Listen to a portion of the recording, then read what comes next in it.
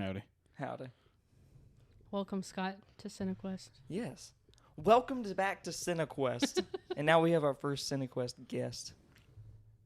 What'd it do? And we're going to be talking about John Wick, chapters 1 through 4. Yep. All directed by Chad Stahelski. Same guy for all of them. I can see that. Yeah, I mean, you know, I feel like this is one of those franchises where you can't really switch up the directors. It would probably be really weird. Yeah. But I'm just going to try and do like a Keanu voice for this whole podcast. Every time you guys say something, I'm just going to be like, yeah. All right. Yeah. I'm digging it. Do you want to start this podcast or you just want to give me a gun? Yeah. I get it. I think he only says like 28 lines in the entirety of chapter 4. Really? And it's legendary. I just love that. I mean, I can see that the entire time he's fighting. Well, The entire time. Well, I'm pretty sure chapter 4 also has like double the amount of set pieces out of all the other John Wicks combined. Like I think there's like 14 set pieces in chapter 4. That makes sense. So, and it's also 170 minutes long. Yeah, it's Which is long. outrageous. It's not outrageous. Avatar: The Way of Water was like 192 minutes. But it had long. the content to fill the time. Okay, hold on. We're jumping. Well, Hold up.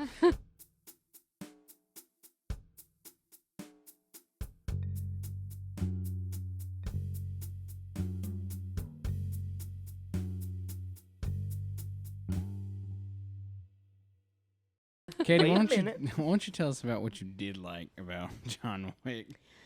Okay, so I did not think I was going to like the movies. And honestly, getting into it, like I was just doing homework. I started the first one. I was like, meh, I'll see. And I really liked it.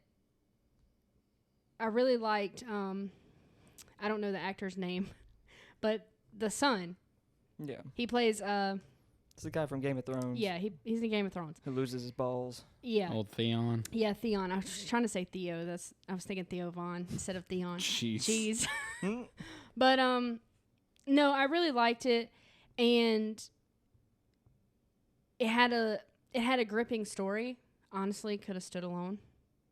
Just saying. But you know they can't ever just let things die. Well, it was originally supposed to be a standalone. Yeah, probably. Makes too much money. It was an indie film originally. Really. Mm-hmm. Well, and I don't particularly like Keanu Reeves. There's a hot take. I think he's a great person in real life, but I've never really seen him in anything I cared for. Katie, he is Neo. Yes, and I will admit that I haven't watched The Matrix as an adult, so I might feel differently about it should I watch it as an adult. I mean, he's phenomenal in The Replacements. I mean, it's a great sports story. Speed. Point Break. Speed, yes. Yeah, I mean, I all the haven't seen bigger any of ones. those I'm over here yet. talking about Replacements. But I and mean, they The got- Matrix and stuff. It's yeah, kind of those a are thing good where too. if I get it in my head that I don't care for an actor, I don't watch any of their movies. I mean, Bill and Ted's Excellent Adventure, you know? No. I personally like Keanu. I mean, I think he's a great person. What I've heard about him as a person is great. But Have you seen his training video? For the John Wick movies? Yes. Like Yeah. his where he runs the course. Yeah. And like he is like full-fledged sprinting through an actual like obstacle course and shooting, and like he's hitting these targets. Like this man's a marksman. He's like he is insane. actually trained.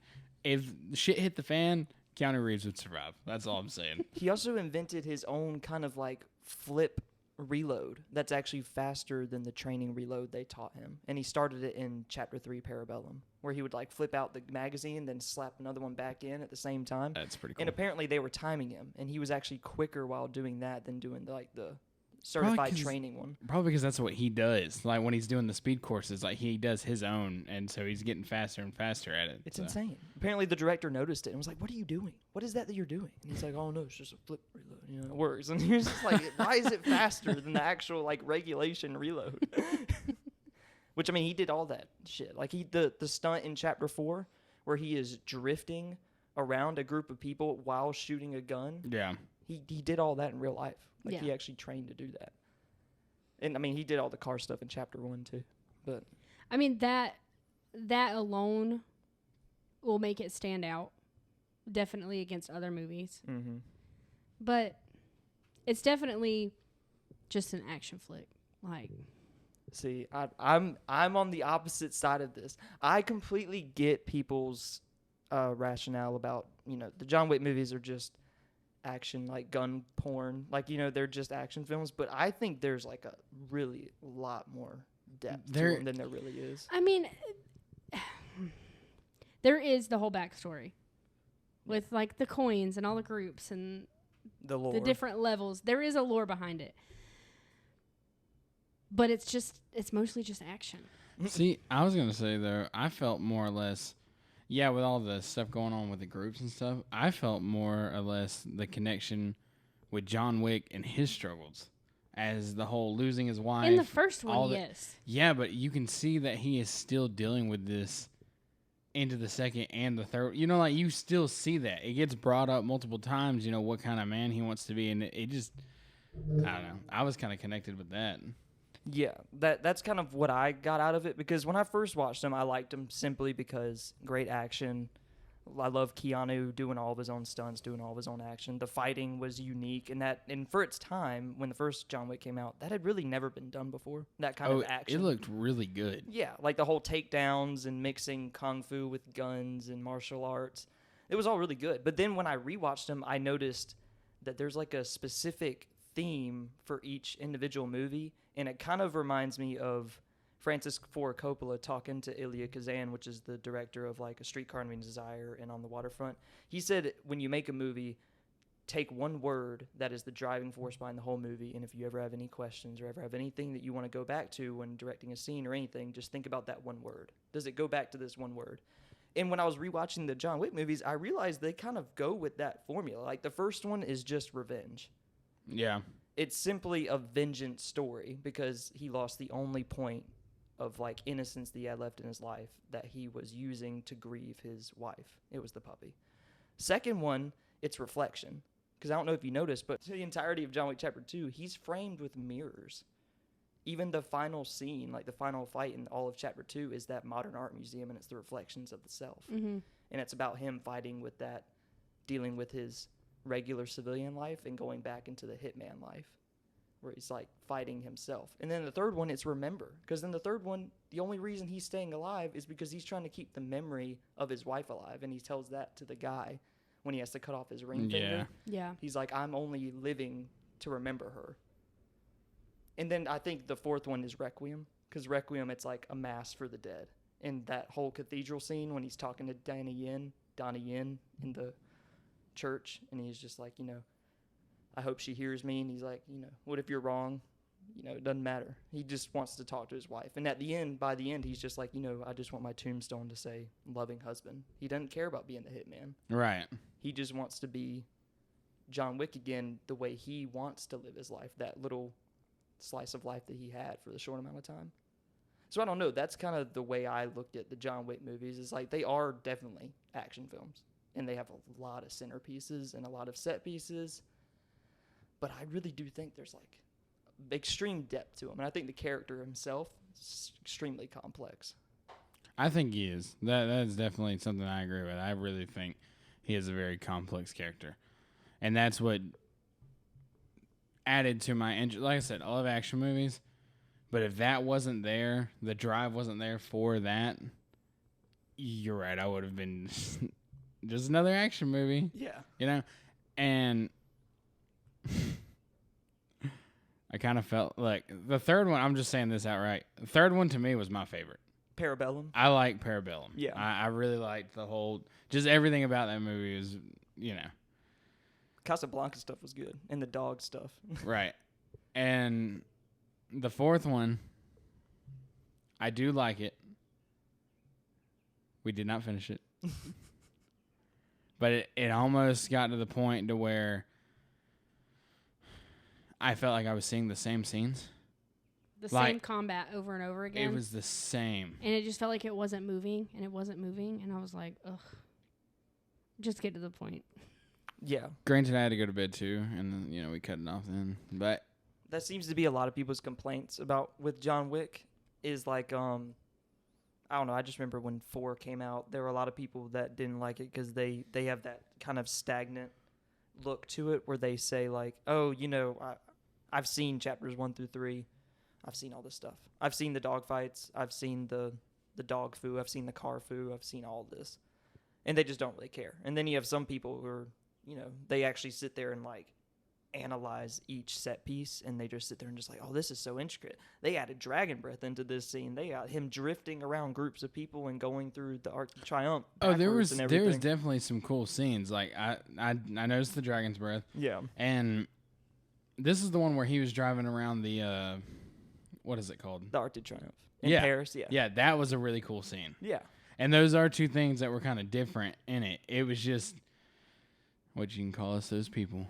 It did, some of that felt like we were watching the exact same stuff that we'd seen 1 through 3. Which is a valid criticism. Yeah, but it wasn't necessarily like what to expect in it. So I was expecting all of the fighting and stuff, and I didn't feel like I'd already seen it in the other movies. I just felt like this movie alone, it had so many of the same scenes, just in one film. It did have a lot of set pieces, that's for sure. Because the director said, with each one, the director said, he made the first one, he was like, that was it. And then he was like, well, then we got the idea for the second one. And then after we made the second one, again, we were like, all right, we're done. We're not making another one. And then it just kept happening. And so they finally got to the fourth one. He was just like, how can we make this as outrageous and ridiculous as possible? Because I don't know if you've noticed, but each one gains runtime. Like the first one's like, I think 100 and something minutes long, and then the second one's 120, third 130-ish, and then the fourth one is 170 minutes long. And he just kind of takes it up a notch every time. And it kind of, like you guys said, it gets to a point where it's like, all right, what can we do with the action to make this different, but we still want to keep it John Wick. We still want him to be doing the takedowns. He still has to have the same fighting style, which I think they tried to change it up in 4 by adding in Donnie Yen's character and the tracker, Mr. Nobody. Like, they wanted to have different people that you could follow. So you could, different fighting styles. Right. Yeah. Like, Donnie Yen's blind assassin is pretty genius. That is pretty cool. Yeah. And it kind of takes from the good, the bad, and the ugly, where it's like you got the man with no name, Clint Eastwood, and then you got the tracker, and then you got the other guy. Like, it's 3 different guys, and it follows a centerpiece around them. So I kind of enjoy that. At least they tried to change it up a little bit. It wasn't John just destroying everything that he comes in contact with. And it's globetrotting. I like that too. Because, in the third one, you go to Casablanca. And the second one, you go to Rome.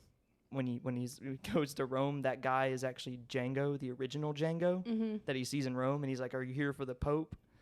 Like, there's stuff like that. I like how each movie goes to different locales and different settings, and it makes it feel very global and international with the Assassin's underworld. Because that whole lore, that whole world seems fascinating. This man took out Common. Poor Common. Well, he gave him the choice. He was like, you take it out, you're going to die. Or you can leave it in and survive and not chase me. He didn't kill him. I mean, he killed him. Just put it right there in his sternum. Yeah, gave him the choice. The death touch, basically. Was it really a choice? Man's too proud. His pride got him killed. I liked the first 2. Yeah. I mean, the second one I think is really good. Like when he goes to the sommelier, whatever his name is, and he's like supposed to be the wine taster dude, and he's like, what do you want for dessert? What's this? What gun do you want here? And the whole catacombs. Oh, scene. I love that where he is going in there and getting suited up. Like, just the different people he's coming into contact with, the doctor, the weapons guy, the armor, the suits, all that stuff. Yeah. That's pretty funny. I love all the different characters in the world. I love the concept of the hotel. I actually thought that was really cool, how there's these hotels around the world that cater to the hitmans of the world. Yeah, the Continental. Dude, that is so cool. Like, there's so much that I love about those movies that are cool aspects, because I feel like, I don't know if anybody's really done that before, but it doesn't feel like that's another typical thing. Oh, this is a hotel just for, assassins and hitman and stuff like that, but there's a code in the hotel. You can't kill each other on grounds. Yeah. And they have the whole bounty board and stuff like that when people start getting, set up for the bounties. And these people legit live by these codes. Like, he couldn't, when the time was counting down, like, nobody wanted to help him. And as soon as the time ran down, the doctor was just like, it's past time, and they're going to know that I helped you. You're going to have to do something. And he fucking shoots him Yeah. to help, I do sell love it. all that stuff because I love how certain people don't care about the rules. And like in the first one, the girl breaks the rules to try and kill John in his room, and then she gets executed by Yeah. Winston at the end. And I love how like the doctor, for example, at the beginning of Parabellum, I don't know if you noticed this, but when the places that he shoots him at, like right there and then right between the collarbone, which oh shit, you guys didn't finish chapter 4. Chapter 4 ends in a duel. And he has to duel Donnie Yen. Yeah. Oh wait, he has to duel Yin. Yeah, I because thought he duels the Marquis makes Donnie Yen be his second. So he makes Donnie Yen have to do the duel for him. What a bitch. Yeah, but you notice though when they're dueling, they're shooting each other in the spots that the doctor was talking about in Parabellum, where it's like that's not a they're kill not kill shot. shots. Yeah, because they get to the point where John Wick shot like I think 4 times. And he falls on the ground, and the Marquis thinks he's about to die. And so the Marquis takes the gun from Donnie Yen, puts a bullet in it, and then tells Donnie Yen his daughter's free. You're good to go now. And then tries to walk up to John Wick to take the final shot to say he killed Baba Yaga. And then Winston's like, you arrogant asshole, he never shot. And then John Wick sits up and shoots the Marquis straight in the head. And that's how it ends. Except John Wick also dies. Oh, okay. So he officially dies. At He the end of 4? dies, yeah, because after he shoots the Marquis, he's legitimately bleeding out, and he falls on the steps, and then he tells Winston to take him home, and then it shows his tombstone, and it says "loving husband." Oh shit. Yeah, and they walk off. But there's gonna be spinoffs. They're making the Continental TV show, and it's gonna be prequel series about young Winston, young Wick, and everything. But they're also making another spinoff called Ballerina.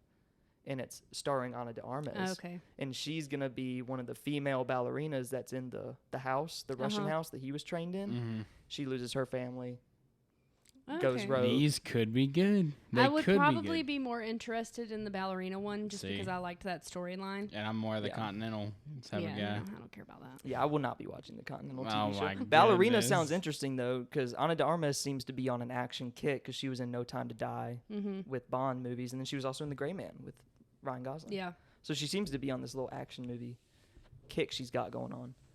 But the meta context behind the movies is interesting too, how like in the first one Winston was warning John Wick when he goes to the underground where he's like, if you so much as dip a toe back in this pond, it may drag you back in. And it seems like that's kind of the whole premise behind all the movies, is that he does this with vengeance, not caring what's going to happen, and then the rest of the time he's basically fighting his way out, and it just keeps getting worse and worse. Because the second one, he breaks the Continental rules. Yeah.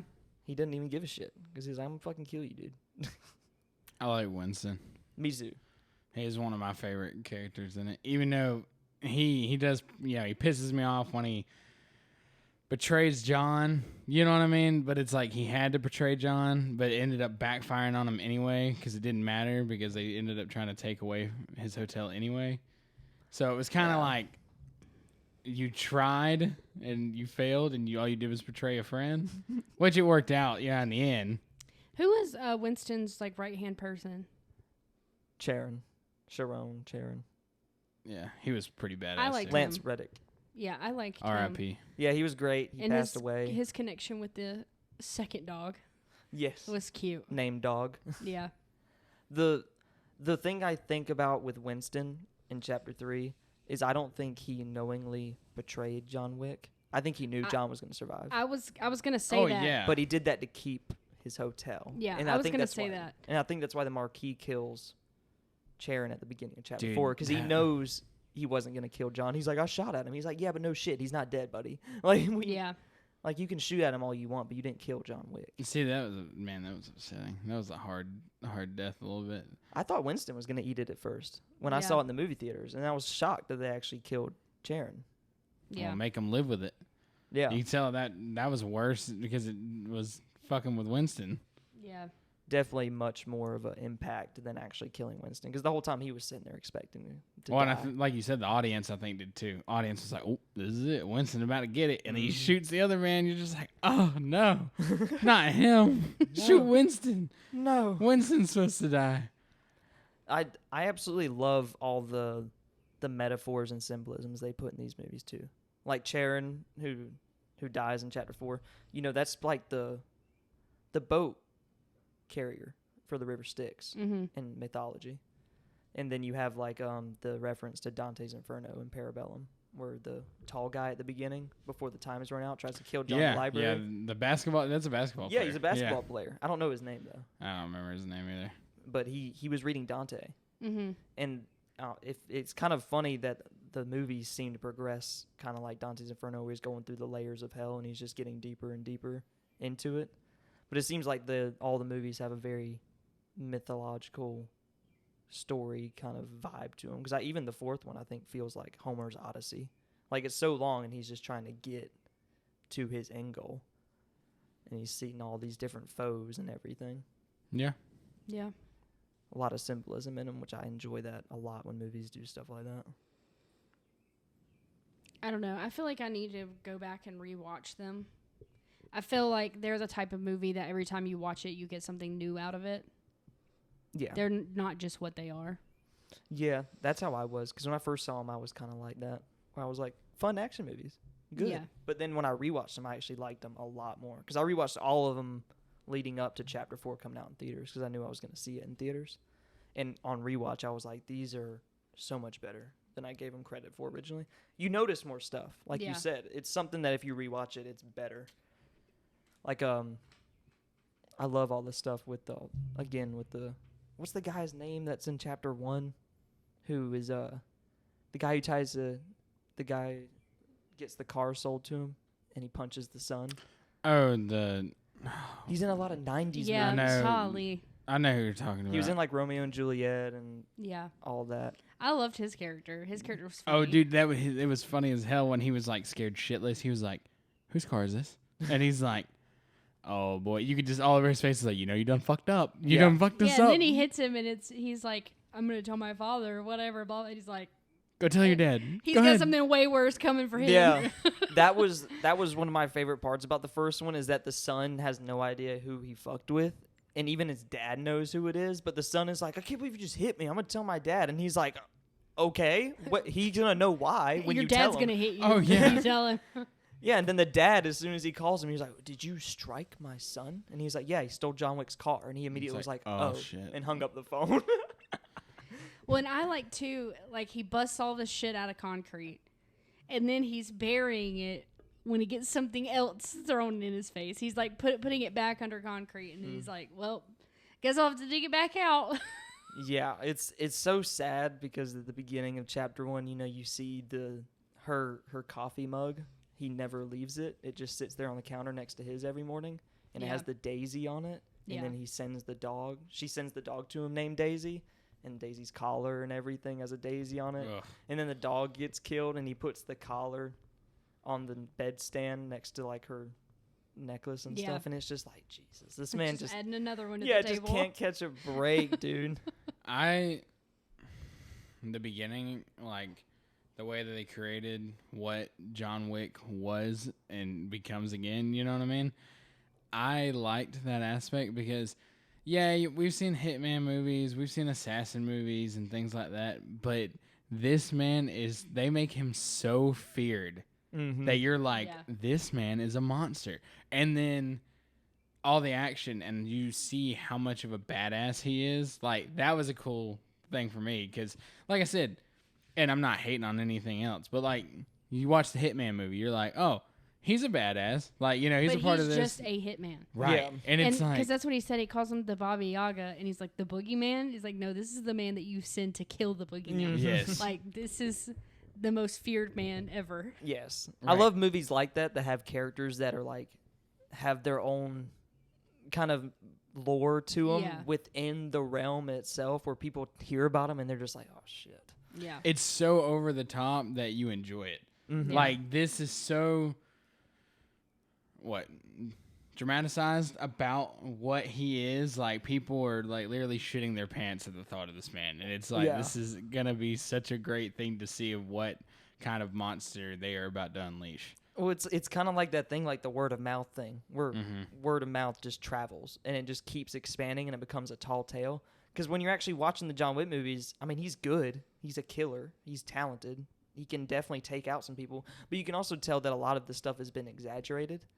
And he actually is kind of nice. Like, he spares a lot of people. Yeah. Oh, yeah. And he actually has, like, a heart but at the same time, if you piss him off, he's gonna drown you in the sink. Like right there, that dude, he just drowns in the fucking sink in the club in the first one. And then that whole thing where it's like, he killed 2 men in a bar with a pencil. Fucking pencil. Yeah, and then you see him do it in Parabellum. Or, wasn't it in Parabellum or wasn't it in chapter 2? Where you see him kill the people with the pencil. I think it was 3. It was one of those. But you see him actually do it. And then you have the Russian dude in chapter 2 at the beginning when he's getting his car back. And he's like, any story you've heard about this dude, if anything, has been watered down.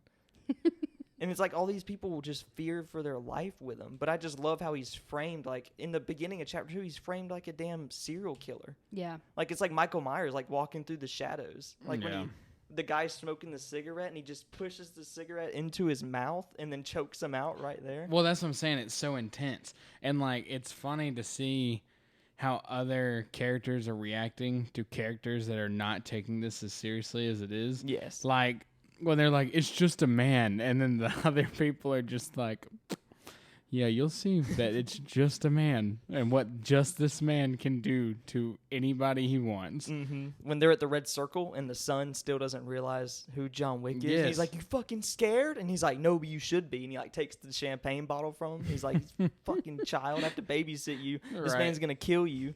Like when he actually does get to the red circle and he kills that dude in the sauna area and he's holding that dude down and he's looking dead at the sun and he just points the gun down and shoots that guy right in the head and not breaking eye contact with the sun while he's in the hot tub and he's just like, I'm gonna fucking kill you, dude. Like it's one of those things where you're just like, nah, dude, that's the kind of acting I love when a character isn't just like saying lines or just becoming a character. Like he's embodying the character, like his mannerisms, his body language. Keanu Reeves is 100% John Wick. Yeah, it's just it's like not even method acting. It's just that is his embodiment of that character, and he has even from the facial tics to the mannerisms down. Like that is not even just a character. It's a whole human being that's being realized, and I just love that too because chapters 1 through 3 take place over like 2 weeks. Yeah. Yeah. And people complained about that too when those movies came out. They're like, how come he's getting his ass beat so much when it gets to like the third one? And it's like, have you guys not realized that this man has not had a rest for like more than 24 hours? He's been getting his shit rocked since the beginning. Like the first time he gets a rest is between 3 and 4. Other than that, he's been going nonstop since chapter 1. Yeah. He rests for like a couple seconds in the second one, and then his whole house gets blown up, and he gets thrown right back into the shit. And then chapter 3 literally starts right after chapter 2. That was funny about, and this is a very minor part, the cop that comes to his house multiple times. Again? Yeah. And like, it's like these people know, the community knows, like this is a cop that comes up there and he's just like, all right, I'm just going to let you be. I was just checking on you. Yep. Appreciate it, man. Thank you. Yeah, that was funny. He doesn't go back and dig up his stuff, does he? His house gets blown up. In the beginning of chapter 2, his house gets blown up. Yeah, so he doesn't go back for his No, stuff. but he pulls it out. I thought he pulls it back out of the wet cement or something like that at one point. He gets his stuff in chapter 2 when he goes from to all Rome. the places, yeah. When he gets all set up because he still has all of the coins, Yeah. and he pays off the people with the coins, and that's when he gets that's the first time he gets The suit. the suit that has the fiber sewn into it that can I deflect guess it the was bullets. like a mental thing when I was watching him pour the concrete at the beginning of that movie. Or was it at the end of the first one? He does rebury it. Right. Yeah, I knew he does. did that, but it was like in that scene, it's just like you already know there's 4 movies, so it's just like I kept telling myself he's going to have to Remember dig that chapter back 2, up. he has a safety deposit box? Yeah. And he goes to the safety deposit box, and it's another stash that he has with like passports, different currencies, and a whole other. Am I crazy? Did I imagine this scene that he pulled this box back out of the cement? Does he not pull it back out again? I guess it was both of us convincing ourselves. Maybe I just wanted that to happen. We know it's going to happen. Yeah, it's like, so you we go just get told that ourselves box. it did. Yeah, he goes to a safety deposit box. Yeah. And a whole different stash. Yeah. But yeah, I mean, he reburies it because he doesn't want to, he doesn't really want to get back into that life. Yeah. It's just, he kind of had that little breaking moment where it's like, you just had to kill my fucking dog, dude. I mean, they even say that it's a miracle that he even got out in the first place. Yeah, because he did the impossible task. Yeah, so if he goes back into it, he knows that's going to be his life. He's going to die in it. That's going to be his life. And that's what I like about chapter 4 a lot too, is that there's a lot of acceptance of death, and I think that's something that's very overlooked in our society as a whole. Not trying to be pretentious or anything. I just think that it's a very stoic thing Yeah. to accept the fact that you're going to die. And John Wick is a very stoic character, and I Yeah. love characters like that. And even Winston says that at the beginning of chapter 4, where he's just like, when they put the hangman noose around him, he said, "Such is life," and it's like, that kind of acceptance. And near the end of chapter 4, he says, those who cling to life die, and those that cling to death live. So it's one of those things where it's like he knows that he has to die to get out of this life, and that's why by the end, when he's bleeding out, he's just like, "Take me home, Winston," because he knows that he's finally at peace. And it's all done and over with, and he gets to be the loving husband again. Like, he doesn't want to be John Wick. He's just having to do it. Yeah. What? Look this up. What is John Wick's kill count? Oh my God! I want to know. There's got to be a poll, or there's got to be something out The here. director said he lost count. So whatever it is, I know, but there's got to be an ridiculous. official kill count for John Wick. Whoever has sat there and just listened, or watched every movie and just counted every fucking kill. Or at least through the 4 movies. I mean, there ain't no telling. Well, yeah, I mean, imagine what his kill count is. 439 for movie 1 to 4. Oh my God. 77. Hang on, let me open the full thing. I know the first one had the least amount of kills.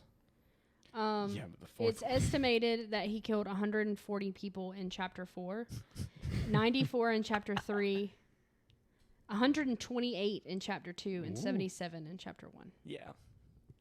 Well, chapter 2, remember the catacomb, the whole raid Oh, sequence. yeah, that's right, where Yeah. he's running and He has getting the away, fucking yeah. shotgun. Like, Yeah. he goes ham in the catacombs in chapter 2. Because that shit was wild. Dude, that's crazy. Just on-screen confirmed kills. In chapter 3, I guess the body count isn't as high for him because he's sharing the kills with Halle Berry Yeah. in Casablanca. Well, and Sharon. And Yep, is Sharon or Sharon? Yeah, Sharon. Yeah. When the Yeah. hotel... That was a cool scene. One Yes, of my the favorite armored scenes. people. Yes. And when John Wick realizes they're fucking armored and he has to sit there and put the pistol between their helmets and their armor to get him in the neck. Dude, that was such a cool... I loved it. Like, I loved everything about that, and I like Sharon's character when they just knock and Winston lets them back into the vault, and he's just like, "What do you need?" And then they're like, "Oh, well, we're just coming back to regroup." Yep. They get shotguns, and they just go out there together They're like, and just start wrecking shit. more firepower. Yeah. And Sharon's like, I'm a piercing rounds. Yeah. This is casual. Just another day at the office. And I love how Winston's just sitting there on the couch with his whiskey, just yeah. get what you need. I don't give a shit. Now, I love in chapter 4 how, like, he has these relationships with these characters, like Donnie Yen's character and also the Osaka manager. Like, you feel the connection from them without knowing their backstory. Like, you know that they're all old friends. Well, then it's a sign of respect. Like, you could tell they're all very respectful of who these people are. Yeah, and I love that build up when Yeah. when John Wick's just like, me and you left the good life a long time ago, my friend. Like, left it behind us a long time ago. Yeah. And the Osaka manager goes down there to talk to the Marquis they guys. kill Scorpion. Yeah, That's the guy that played Scorpion in the Mortal Kombat movie, the newest one. unfortunately. I did not like that movie, but I love Whatever, that dude man. as an actor. He man. is a great actor. He is amazing in almost everything I've seen him in. And I even liked him as Scorpion, even though Yeah. I didn't like the movie.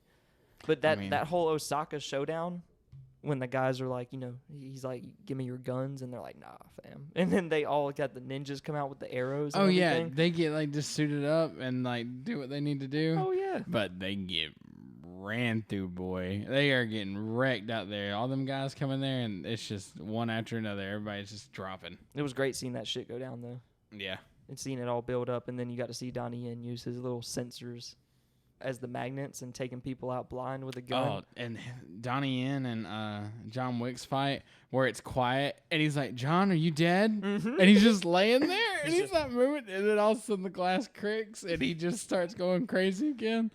There is a lot of good like scenes. I don't hate for it, and I'll finish it. Yeah. It's just kind of timing wise, and we just haven't finished watching it. But Yeah. there's a lot of cool parts with those characters, and I even like the tracker. I Like love he was him, kind of Mr. cool. Nobody. Like you didn't. I mean, you're right. You don't know really anything about him, but he's kind of slick. Oh, yeah.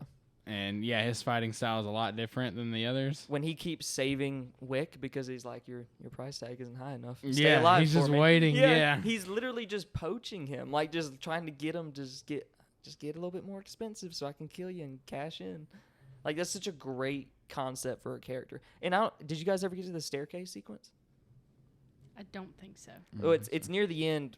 He has to go up this like 200 step staircase to get to the church for the final showdown by sunrise, and the Marquis trying to get everybody to kill John Wick so he can't show up to the duel. Mm-hmm. And yeah, we I think we cut it off right before that because I remember the Marquis sending everybody after him, like the gauntlet for Yes. the Paris stuff, which is a nice little reference to Warriors, the Warriors movie. But like he gets all the way to the top of the staircase, Marquis' right hand man kicks him and he falls all the way back down to the bottom of the staircase, and he has like 3 minutes to get to the church. Donnie Yen's character shows up and then helps him up, and he's like, you have to get to the duel, my friend. And then they literally, him and Donnie Yen fight together up the staircase the whole way, and it's such a badass sequence. They go all the way up to the top of the staircase just fighting side by side so they can duel against each other, because Donnie Yen's like, yeah, you're not gonna die here, John. Yeah, no, I definitely, like I said, I want to finish it. We just didn't. It's I think chapter 4 is my favorite personally, but that's just because I love all the set pieces, and I love I love his characterization in that movie, how he goes from just being isolated for like 15 weeks underground healing, and then he gets thrown right back into the mix and everything. And when he goes to the club to kill Killa, and they're doing they're doing the poker match. Oh yeah. And he's like, you got fives, and he's like, yeah, he's a cheating prick. Like that's such a good scene. Oh yeah, and they're all just talking shit, like they all know what this is. Oh yeah. And yeah, it's a pretty cool scene. He's like, you got five. He got 5 of a kind. He's like, yep. It's an impossible hand. It's like as soon as you sat down, y'all know y'all lost. I love there's always a club scene in a John Wick movie, and it's so great to me. It feels like none of these people react to this shit. They're like, oh, people are getting popped left and right in this club. Fuck it. The music's bumping. Let's just keep dancing. Exactly. People are getting murdered all over the place. It'll be all right. It's like the beginning of Blade. I don't know, and I guess it's kind of like the club scene in The Matrix, too. It feels like it's like a throwback to the 90s vibe. The club music scenes with the big clubs. Yeah. Everything's pumping, going. Yeah. Because Chad Stahelski, the director, he used to be a stunt man for the Matrix movies. Oh, I didn't know that. Yeah, That's he cool. worked with Keanu and Lawrence Fishburne and all of them. That's and why they're in this. Yeah, and he was a stunt guy in a lot of different movies, actually, working with Keanu. And then his first directional debut was the first John Wick. Mm-hmm. So I feel like all of his movies kind of have callbacks to the 90s and stuff, because I feel like that was like his, that's where he came from, and he kind of wants to show a little love to that. Yeah. And apparently Lawrence Fishburne got into the movies because he saw the first John Wick, and he texted Keanu. And he was like, bro, you're working with all the people that we worked with in The Matrix, and I'm not in this shit? That I told Katie when I saw it, I was like, look at this. They get Neo and Morpheus back together. Yeah. Keanu literally texted back and was like, we're thinking about you. We got a part you, for Dory, you. man. Yeah, The Bowery King. Yes. He's great. And he survives. I thought that was crazy because you're like, oh, shit, this man just got sliced and diced. And he ends up surviving. Mm-hmm. And that's where John ends up. Yep. So I thought that was cool. I saw on Facebook the other day, the Matrix scenes where they like have to bend back and stuff. Bullet time. Yeah, so I saw how they did it, and they're literally in a room with a green screen, and there's people behind them in full green suits, and they have planks. And Yeah, the and they actors lean just it back. Lean Yeah. it back and lean it back forward. Yeah. That's pretty cool. Yeah, the Matrix was groundbreaking visual effects wise, and all the stuff that they were doing. And then a lot of people sleep on it now. A lot of people call it corny and cheesy and all thing. And I mean, and it's kind of like how different is it than anything else that was coming out around the same time? It's just people. I feel like people nitpick at stuff like that because stuff ages. Yeah, Things aren't the same. Movies aren't made the same. They're not going to look the same. There's so much different movies now compared to what came out 20 years ago, So I think that's just people that are just nitpicking. I mean, definitely. And people forget how ahead of the curve it was. Right. In terms of like martial arts and like the action films and everything. Because for that time, no one had ever seen stuff like that. yeah. And then Blade kind of tried to do the same thing, which I like the first Blade movie. Where, it's like martial arts and they try and take it to that kind of style of action filmmaking, kind of like the Johnny Woo over dramatic style. And I appreciate it. And I think the visual effects in the Matrix movies, they're kind of like the Avatar movies, where it's like they're kind of future proof. Yeah. They still hold up. Like They you can look still really watch 'em. good. That's like, I know this isn't the Matrix, but, well, I mean, we're talking about John Wick. But in the Matrix, that's like in the second one where those guys, they're like the ghost guys that can go through the walls and stuff Yeah. like that.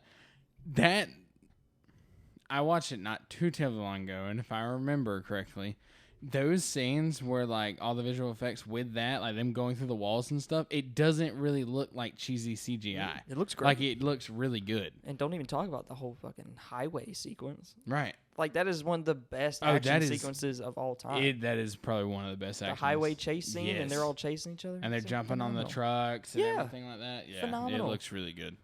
Phenomenal. And then, the Matrix, the third one, when they have the whole Battle of Zion, and all the robots break into the city, and they all have all the mech suits on, and they're shooting at them, and it still looks amazing. Or back in the second movie where he's fighting all the Smiths in that courtyard. Yeah. Like, they're all pouring out of the different doors and just all the... That's really cool because I didn't look in to see how they shot that, but I want to know, like, how many people they had in those scenes. Obviously, a lot of that is going to be CGI. All the stuff floating around them is all CGI and stuff.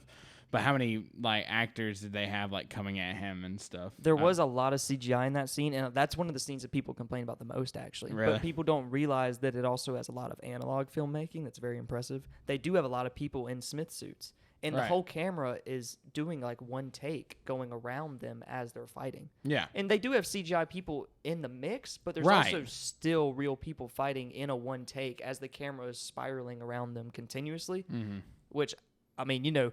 People may look at it and be like, that's kind of cheesy. I don't like all the CGI today. And it's like, all right, but you try and get about 20-something people to all coordinate and fight together while you're spinning a camera around them without anyone messing up in a one take. Oh, yeah. You do that and then come complain about the Wachowskis' direction. Like, you know, it's stuff like that I think people nitpick, like you said, with movies, but they don't actually take into consideration how much is going into it. Right. And it's like, you can nitpick it all you want, but I'd like to see you do that. Well, and it's the same thing, like bringing it back to the John Wick movies. All the stuff that they had to shoot were all these 15 different guys that are coming at John Wick at one time. And some of those scenes feel like they're, the way the camera's moving and stuff like that, like this is like one scene and they have to get it right. Like there's a lot of time and a lot of, you know, practice to make this stuff perfect for the camera. Like it's really good. Keanu using the nunchucks? Yeah. I watched the whole documentary about the nunchuck scene from Chapter 4, and apparently that was so hard because nunchucks, supposedly, I've never used them, but I'm just saying, the martial artist that was training him said the nunchucks is kinetic force that's being transferred with motion, and every time you hit something, it has to come back. So they had to choreograph the whole fight around the fact that Keanu would have to sit there and hit something, it would have to come back, he would have to react, and then have to be able to continuously move the nunchuck without it being boring. Yeah. And then also have to mix in using a gun in the middle of it. And it's like, some people are like, you know, okay, he's using nunchucks, so what? But at the same time, it's like, yeah, but look at how much is going into this. How much effort is put into that of using a gun and using nunchucks and fighting off multiple guys at the same time. And it's like, that's pretty damn impressive. And he's like, Keanu's in his 50s. Yeah. It's like Tom Cruise. Like, this man just doesn't age, doesn't doing his own stunts. How is this man doing all this shit? And he learned how to do all of the car stunts, too, on his own. I mean, honestly, in my opinion, that is what acting is. Like, you should be able to do that as an actor. Yeah. And there's so many people that just get in and they don't have to do anything. And I don't know. I know that CGI and stuff like that is great as far as, like, modern movies, but sometimes I feel like it's overused and that it's allowed actors to get lazy, I guess. Oh, yeah. And, you know, you're always going to have those prima donna actors that are going to sit there and be like, yeah, just get my stunt double. Yeah, Just go in and go do that. I'm going to go sit over here and drink an espresso. Right. Like, you know, there's always going to be those prima donna actors who are just like, oh, I'm only here for the paycheck. Right, like some of the action movies and Marvel movies and stuff where they have 4 stunt doubles, and it's like, are the actual actors or actresses even in this movie? Like, they're just the pretty face in the costume. Right, they're the scenes that's like, we're gonna talk for a minute, but then when it gets to everything else, it's like, this is not even them. You should be putting the stunt doubles' names next to like Captain America or whoever it is. Yeah, because I mean, then you have people like Tom Cruise and Keanu who are just putting people to shame with their stunts and how committed they are to their roles and everything. Like, I think Keanu was doing 2 different training sessions a day for 6 months straight before each John Wick movie. And you got to give it to the GOAT of all when it comes to stunts. I mean, Jackie Chan. That man is his own stunt double. You know, he's not. He does everything. Yeah. And so Jackie Chan is honestly one of the GOATs, and I think you could probably put like Bruce Lee in there too. Like people like that. The whole people that started the whole martial arts trend in movies to begin with. Like that, we probably wouldn't have stuff like John Wick and all that without them. And I think that's one of the biggest issues with the Academy is that they don't have a stunts category at the Academy. They should. And I think that has been long overdue.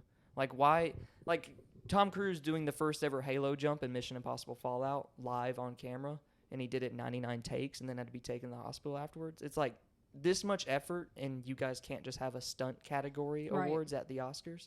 Like people are doing this shit on camera, so they don't have to use visual effects and like green screen and all that. Right, they want it to be as real as possible because it is real. Yeah, like they want you to see that. Exactly, and it's that pure cinema. It's like a French thing that happened when they started watching movies that started coming out with like westerns and everything. They called westerns pure cinema because they were built around the fact that camera, dynamic movements, real action on screen, and it was mostly visual storytelling, not much dialogue. It was centered around action, and you actually watch it unfold, like the vistas, the locales. And I feel like that's how action movies are today with stuff like Tom Cruise and like Keanu Reeves, where they're trying to go for this thing where there's not that much dialogue because they're going for that pure cinema, just visual storytelling of action.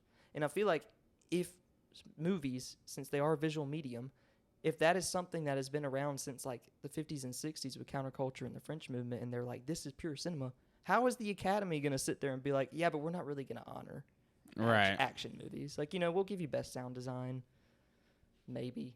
you know, we might just give you a little nod here and there, but we're not going to do a stunts category. You're right. It doesn't make any sense. You have all these other categories for not saying that these things don't matter, but it's like stuff that you're like, all right, so they're going to win that. But you're right. They don't have a stunts category? Yeah. But whatever. More effort is put into that than I think anything. Yeah. I mean, don't get me wrong. There's still a lot of the Academy Awards. We know that you're out there listening. Yeah, they're listening to Cinequest right now. The Academy Awards are just sitting over there just listening to this one episode about John Wick, and they're like, fuckers called us out. Yep. This is your time. You can change things. They're classist. They're elitist. They just care about the prestigious movies. Yeah. They're like, when's the next drama coming out? When's the next King's Speech coming out? That's what we want to see.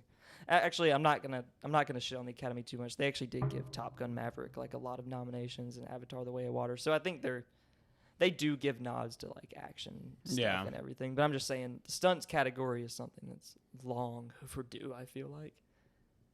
But is there anything else you guys have to say about Mr. Reeves or He's Mr. the man. Wick? I don't care what Katie says. Baba Yaga, Jonathan. He was all right. Oh, whatever. He was all right. Yeah. Yeah. You put some respect on Keanu. She does need I to put mean, some respect on Keanu. It was great for what it was. Like I said, I love Keanu Reeves as a person, as a human being. He is a pretty awesome I mean, person. I'm not saying he's a shitty actor. It's just not my thing. Yeah. His acting style, I feel like, is an acquired taste. Like, I feel like he's one of those actors where it's like you either love him or hate him. Kind of like Nicolas Cage. Some people watch Nicolas Cage. Yeah, you're right. Yeah. Some people watch Nicolas Cage and they're like, oh, he's going full Cage right now. It's great. And then other watch Nicolas Cage and they're just like, it fucking sucks. Yeah. Oh, it's another Nicolas Cage movie. Exactly. So. But I love. Well, and Keanu. maybe I haven't seen him in enough stuff. Like I've seen him in stuff when he was a lot younger, and it was like he was in goofy roles, and so he's just kind of like whatever in my mind. John Wick is the first thing I've seen him in that's serious. Like I said, I've seen The Matrix, but it's been so long I couldn't tell you anything about it. You need to watch like My Own Private Idaho and like River's Edge, and then watch like the Matrix movies, and then I don't know. Have you seen Bill and Ted's Excellent Adventure? I've seen bits and pieces. I mean, I'm not really a fan of it either. But I don't like if it's comedy and it reaches a certain point where it's just stupid. I'm out. Well, you probably won't like that movie then. But River's Edge and My Own Private Idaho, I think you'd like both of those. They're both really good. And I'm sure I'm forgetting other good Keanu movies. You probably wouldn't like Point Break. You wouldn't like The Replacements. You probably wouldn't like that. Only because it's a sports movie. You probably wouldn't like Speed. But I don't know. The Matrix movies are good. I even like the fourth Matrix movie, and a lot of people shit on that too. We can talk about this on another. Yeah, we need a Cinequest. Matrix episode. We do, and we can go through Matrixes 1 through 4 in that as well. I have a lot of opinions about the fourth one that we may disagree. Shut on, the so, fuck up, yeah. Scott. I'll be back for that one. Yeah. Well, I'm glad we had our first guest on Cinequest. Bravo to Hell yeah. Scott for being Hell on yeah. here. Thanks. Appreciate it. The AC is not working in here, so we're all dying. Oh dear currently. God, I'm so sorry. You probably can notice it. And if I'm you sure they didn't, can see it Scott, on my notice it forehead. now. You're not that bad, but Scott is I glistening. am glistening. So His we're- eyebrows are wet. So we're gonna cut this out before we drown in our own sweat. Yeah, but I'm committed, and this is it right here, baby. This is all for y'all. This is what we do for Keanu. Right. Hell yeah. Love you, Keanu. We're out. Deuces. Like, follow, share. Appreciate you guys.